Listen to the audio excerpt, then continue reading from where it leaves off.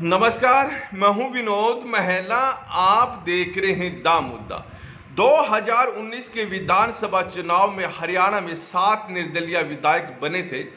शुरुआती तौर पर सातों निर्दलीय विधायकों ने भारतीय जनता पार्टी की सरकार को समर्थन किया था, लेकिन भाजपा ने इन सातों निर्दलीय विधायकों पर भरोसा नहीं किया और जेजेपी के साथ मिलकर सरकार बनाई। जेजेपी के 10 विधायक थे और 4.5 साल तक दोनों ने सरकार चलाई। जब जेजेपी से पीछा भारतीय जनता पार्टी ने छुड़वाया, उम्मीद थी कि ये 7 के 7 निर्दलीय विधायक उनके साथ खड़े रहेंगे, लेकिन धीरे धीरे ये खिसक गए। ये 7 विधायकों में से एक विधायक अब इस दुनिया में नहीं रहे हैं। बादशाहपुर के विधायक राकेश दौलताबाद बड़े मार्जिन से चुनाव भी जीते थे। अब 6 विधायक हैं। इन 6 विधायकों में से रानिया से जो विधायक थे रणजीत सिंह चौटाला, वो हरियाणा सरकार में मंत्री हैं, लेकिन उन्होंने विधायक पद से रिजाइन दिया हुआ है। यानी 5 विधायक। इन 5 विधायकों की बात करें, 4 विधायक भारतीय जनता पार्टी के साथ नहीं है। मात्र पृथला के विधायक नयन पाल रावत ही भारतीय जनता पार्टी के साथ खड़े हैं। हालांकि 3-4 रोज पहले उन्होंने भी भाजपा का से समर्थन वापस लेने की बात की थी, लेकिन मना लिए थे। मना इसलिए थे कि राज्यसभा के चुनाव होने हैं, एक सीट पर हरियाणा के अंदर चुनाव होंगे और नयन पाल रावत की वोट की बड़ी अहमियत है और अभी सरकार के पास जो बहुमत है वो इन विधायकों के साथ मिलकर ही बन रहा है। ऐसे में मुख्यमंत्री नायब सिंह सैनी ने नयन पाल रावत को मना लिया था। खैर, पिछली दफा 7 विधायक जीते थे। 2024 के विधानसभा चुनाव होने हैं। इन चुनाव में इन विधानसभाओं की स्थिति क्या है? अगर बात करें बादशाहपुर की, राकेश दौलताबाद इस दुनिया में नहीं रहे हैं और बाकी 6 विधानसभाओं से जो विधायक बने हैं उनकी क्या तस्वीर अब बनती नजर आ रही है। अगर देखें, ये 6 के 6 विधायक है, क्या 2024 में चुनाव जीत पाएंगे आज़ाद प्रत्याशी के तौर पर या किसी दूसरी पार्टी से ये टिकट लेंगे?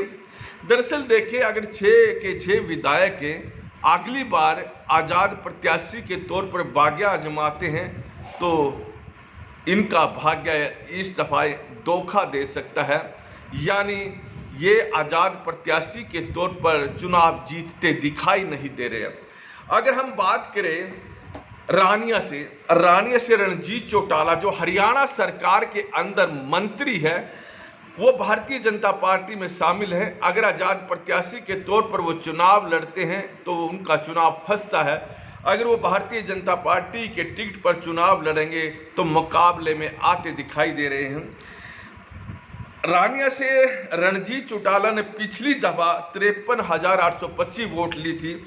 यानी उन्होंने गोविंद कांडा जो HLP के उम्मीदवार थे उनको 19,431 वोटों से हराया था और यहाँ कांग्रेस और Indian national Lokdal, Bharatiya Janata party और जेजेपी की स्थिति बड़ी हल्की थी। तो देखें, इस दफा रानिया से रणजीत चौटाला को टिकट मिल सकता है। रणजीत चौटाला को भारतीय जनता पार्टी ने हिसार लोकसभा क्षेत्र से भी टिकट दिया था, हालांकि वो हार गए थे। बात करें पुंडरी विधानसभा की, रणधीर गोलन आजाद प्रत्याशी के तौर पर चुनाव जीते थे और कांग्रेस के प्रत्याशी सतवीर जांगड़ा को 12,824 वोटों से हराया था। रणधीर गोलन को 41,008 वोट मिली थी, वहीं सतवीर जांगड़ा को 28,184 वोट मिली थी। क्या रणधीर गोलन आजाद प्रत्याशी के तौर पर चुनाव जीत पाएंगे? बिल्कुल संभव दिखाई नहीं दे रहा है। और देखिए, अब रणधीर गोलन कांग्रेस पार्टी का समर्थन दे चुके हैं और दावे यहां तक कर रहे हैं कि भूपेंद्र सिंह हुड्डा से वो टिकट लेकर आएंगे, लेकिन टिकट की लाइन में देखिए रणधीर गोलन काफ़ी पीछे हैं। कांग्रेस के पास कई दावेदार हैं और इन दावेदारों की जो नज़दीकियां हैं भूपेंद्र सिंह हुड्डा या फिर कुमारी शैलजा के साथ हैं। ऐसे में रणधीर गोलन को कांग्रेस की टिकट मिलती नजर नहीं आ रही है। रणधीर गोलन का नेचर है वो ऐसा है, कोई उन पर ज़्यादा भरोसा नहीं जिताएगा, ऐसा लग भी रहा है।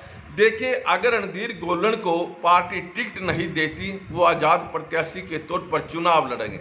हालांकि एक और बात है, रणधीर गोलन को पिछली दफा पुंडरी के लोगों ने इसलिए बनाया था कि कांग्रेस पार्टी ने रोड समुदाय के किसी नेता को टिकट नहीं दिया, भारतीय जनता पार्टी ने बाहरी को टिकट दे दिया। ऐसे में पुंडरी के लोगों ने वहां रणधीर गोलन के साथ लगना बेहतर समझा। रणधीर गोलन पहले 3 विधानसभा चुनाव भी हार चुके थे, सहानुभूति मिली थी, लेकिन इस दफा ना सहानुभूति साथ है। अगर टिकट नहीं मिला तो मुश्किल में पड़ेंगे, इसमें कोई दो राय नहीं है। अगर टिकट का जुगाड़ रणधीर गोलन बना लेते हैं तो निश्चित तौर पर रणधीर गोलन न केवल फाइट करेंगे, हो सकता है कि वो चुनाव भी जीत जाए अगर कांग्रेस पार्टी उनको टिकट देती है।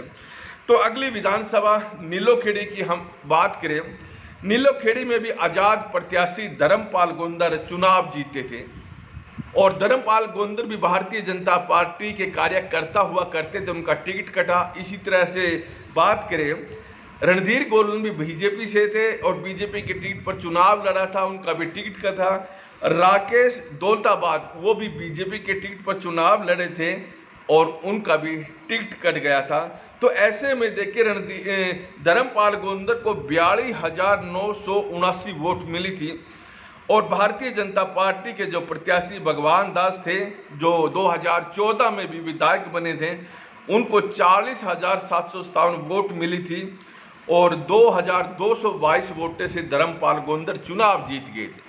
अब धर्मपाल गोंदर की जो स्थिति है वो भी अच्छी नहीं है। अगर आज़ाद प्रत्याशी के तौर पर वो चुनाव लड़ते हैं तो उनको हार से कोई बचा नहीं सकता।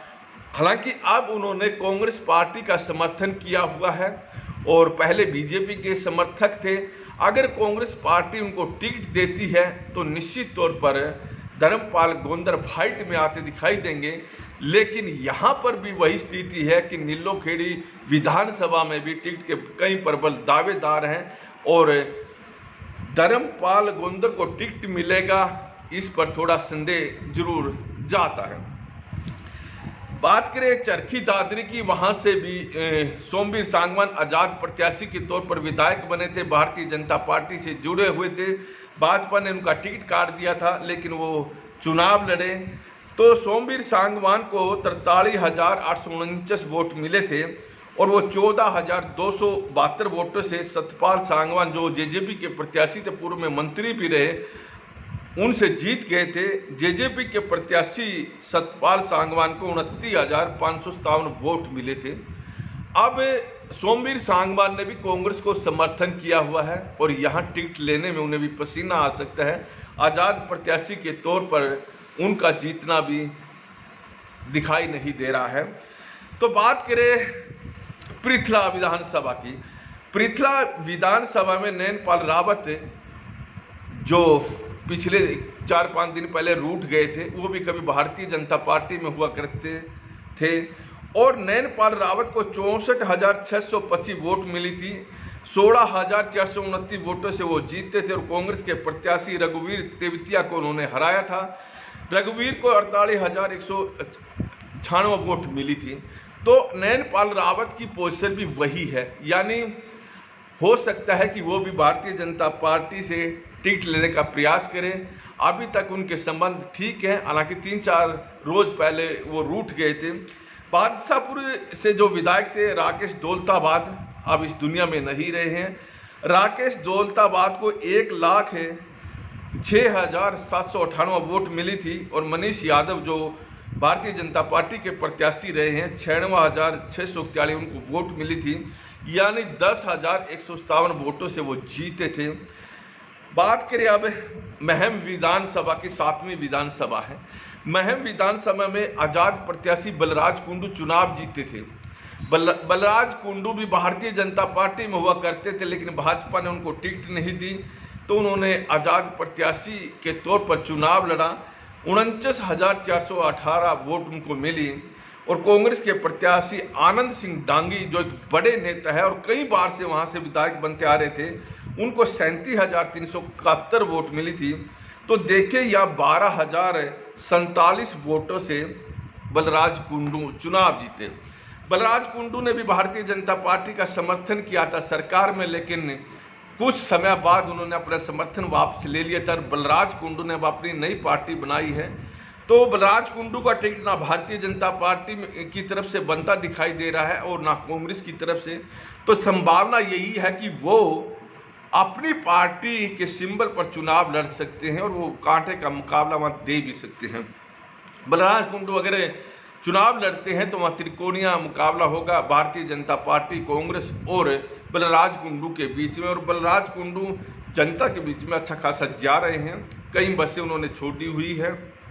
तो देखें, 7 ऐसी विधानसभा थी जहां निर्दलीय ने चुनाव जीता था, लेकिन राकेश दौलताबाद इस दुनिया में नहीं है, लेकिन 6 के 6 विधायक जो आज़ाद प्रत्याशी के तौर पर अगर चुनाव लड़ते हैं तो जीतना संभव दिखाई नहीं दे रहा है।